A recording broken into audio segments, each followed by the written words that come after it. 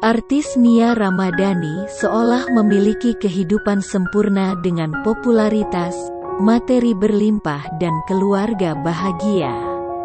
Istri Ardi Bakri itu kini hidup bergelimang harta dan serba dilayani. Nia memiliki 2 asisten yang mengurus keperluannya.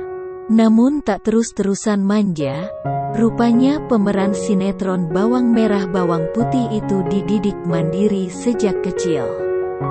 Sementara itu, Nia mengungkap kehidupan keluarganya tak cukup berlimpah untuk bisa membayar jasa suster.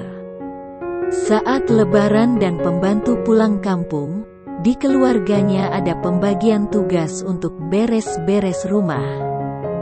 Kala itu dirinya yang mendapatkan jatah untuk cuci piring. Nia menyebut jika kakak dan mamanya galak jika berkaitan dengan beres-beres rumah.